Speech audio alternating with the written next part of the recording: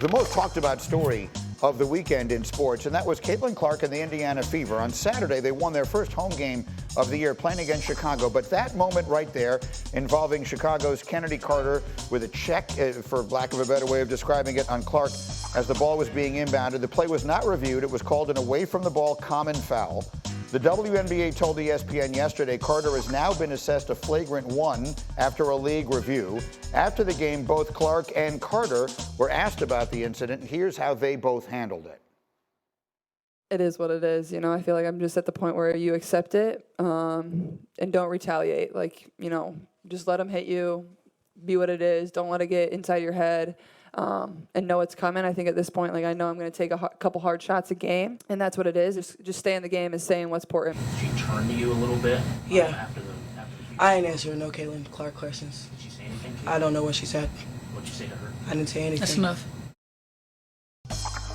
Okay, so that line of questioning got cut off there. Although I should mention Kennedy Carter did respond later in the day on Instagram Threads by saying, besides three-point shooting, what does she bring to the table? Followed by a laughing emoji. So that's all the things that were said. I want to bring Monica McNutt into the conversation, and here's why. Because, Monica, what I don't like is when people parachute into a place, in this particular case, the WNBA, where they have never spent any time before and start offering a whole bunch of opinions when they may not understand the full context of everything that happens. An example I use for this all the time is people will get mad about pitchers throwing at hitters in baseball, when in reality, that's the way the sport has policed itself for 100 years. So that's why we turn to you this morning, and I thank you for making yourself available. What are the right things for people who do pay attention to this sport to say about what happened this weekend? Good morning, Greenie, and thanks for having this conversation. All right, Chennedy Carter, not a good look.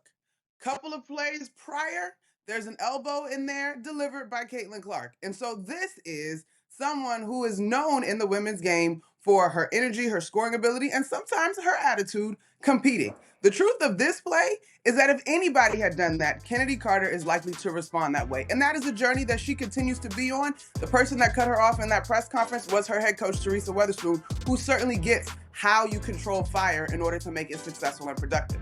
So this is not a good look from Carter, I will give you that. But the larger story, Greenie, that the WNBA needs to be protecting Caitlin Clark and that she's being targeted at an intense level negates the rookie experience in a league with the very best players. There are a couple things that have made Caitlin Clark's path here unique besides all of the eyeballs and the attention that she has brought.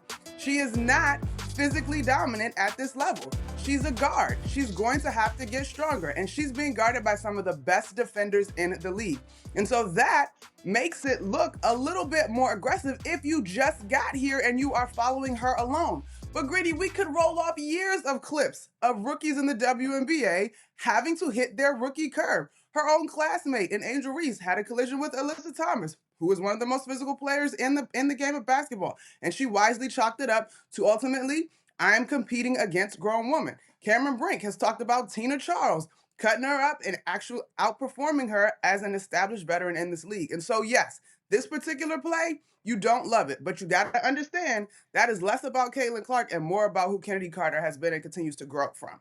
And how about the reaction to it? Because again, I was just following as best I could a lot of the social media reaction that was going, and that's why I wanted to have this conversation here with someone who actually knows. Because I feel like we're hearing a lot of words from a lot of people who don't have any idea what they're actually talking about when it comes to this. What has been your reaction to some of the reaction that has been out there? I am thrilled that we're having this conversation, Greenie. I'm thrilled about all the enthusiasm, but I do think folks need to understand that Caitlin, as she alluded to in that sound, is a competitor. This is part of the growing process and the learning curve that myself, Shanae Agumbuke, Andrea Carter have all talked about, right?